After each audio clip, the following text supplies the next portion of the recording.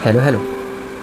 Fat loss के लिए सबसे बड़ी दिक्कत लोगों को ये होती है कि उसके डाइट को समझना। लोग कंफ्यूज होते हैं कि क्या खाएं क्या ना खाएं, कितना खाएं।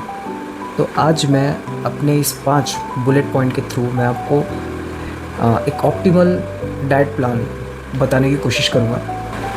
एंड ट्रस्ट मी, जो बहुत सिंपल है, ऑप्टिमल है एंड मोस्ट टाइम पे वो वर्क करते हैं। डेफिसिट, पहला पॉइंट। डेफिसिट में आपको अपने डाइट में अपनी कैलोरी इंटेक को कम रखना है और उसके बर्निंग प्रोसेस को बढ़ा के रखना है। लाइक आप होल डे में 2500 कैलोरी अगर बर्न कर रहे हो तो आप कोशिश करो कि आप सिर्फ 2000 से 2200 कैलोरी ही आप कंज्यूम करो। अगर डेफिसिट ज़्यादा होगा तो आप जल्दी थकोगे, और जल्दी थकोगे तो जाहिर सी बात है कि आप कुछ भी उटपटांग भी खा सकते हो। और अगर डेफिसिट बहुत ज़्यादा बढ़ा रहे हो तो हो सकता है कि आपका मसल लॉस भी अकर हो जाए। Second point is protein. आपको अपने फैट लॉस डाइट में प्रोटीन को इंक्लूड करके ही रखना है। कोशिश करो कि वो आपके बॉडी वेट का 1.6 से 2 ग्राम पर KG of your body weight है। लाइक अगर आप 70 किलो के हो तो कोशिश करना कि आप होल डे में लगभग 140 ग्राम ऑफ प्रोटीन कंज्यूम करो। प्रोटीन आपको फुल रखने में हेल्प करता है। आपकी जो ये क्रेविंग्स है, जो छोटी मोटी क्रेविंग्स होती है पैकेज फूड खाने की या बाहर का खाने का, उसको भी कंट्रोल पे रखता है। और फैट लॉस डाइट में वो आपके मसल को भी लॉस नहीं होने देता। आपको खुद ही पता होगा प्रोटीन के कुछ सिंपल सोर्सेज लाइक दाल हो गया, पनीर हो गया, दही हो गया, दूध हो गया, वे प्रोटीन हो गया। So please try to include protein in your diet.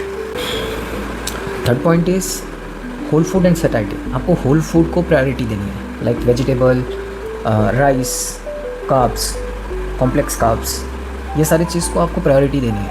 आपको पैकेज फूड को जहाँ तक हो सके अपनी इस फैट लॉस की जर्नी में इग्नोर करना है। पैकेज फूड आपको जितने क्वांटिटी में जितना चीज़ आपको प्रोवाइड करे, जितना कैलोरी आपको प्रोवाइड कर रहा है, उससे कम में ये होल फूड आपको फुल रखने में हेल्प करेंगे।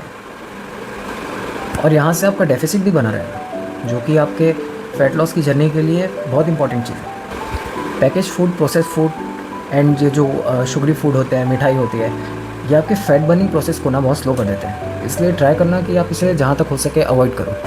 फोर्थ पॉइंट इज़ आपको अपनी इस फैट लॉस डाइट को बहुत फ्लेक्सिबल रखना होगा। आप 100% क्लीन कभी नहीं खा सकते। आपको अपने इस डाइट को 80-20 के पोर्शन में डिवाइड करना होगा। अगर आप 80% क्लीन खा रहे हैं तो 20% आप अपना फेवरेट जंक फूड भी खा सकते हैं। ऐसा नहीं है कि वो 20% आपका बहुत हार्म करेगा। एटलीस्ट आपकी जो ये गिल्टी होती है उसको तो प्लेजर कर देगा वो। और आप कोशिश करना कि आपका जो ये 80-20 वाला पोर्शन है, उसमें जो ये 20% है वो आपके होल डे कैलोरी इनटेक के अंदर ही है, बाहर नहीं जाना चाहिए, आप सरप्लस में नहीं जाना चाहिए। इससे होगा ये कि आप गिल्ट फ्री होकर के अपना फूड इंजॉय कर सकते हैं और आपका डेफिसिट भी बना रहेगा, फैट लॉस का प्रोसेस भी चलता रहेगा, आप फूड भी इंजॉय कर सकेंगे। पांचवा पॉइंट है consistency and patience. Fat loss एक दिन का प्रोसेस नहीं है, ट्रस्ट में। इसको अकर होने में एटलीस्ट आपको 8 से 12 हफ्ते तो देने ही होंगे। इस बीच में आपका वेट जो है वो बहुत फ्लक्चुएट होगा, कभी बढ़ेगा, कभी कम होगा, कभी स्टॉल हो जाएगा। पर बस आपको अपने वेट को ट्रैक करते रहना होगा, और अगर वेट बढ़ रहा है या घट रहा है तो अपने डाइट को बस ट्विक करते रहना होगा।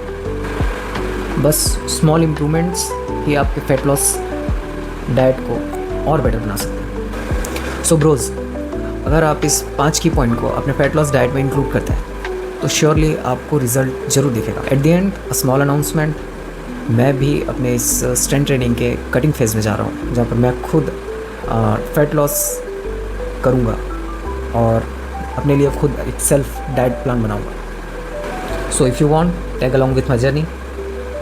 और अगर आपको ये वीडियो पसंद आई हो so please like, share and subscribe.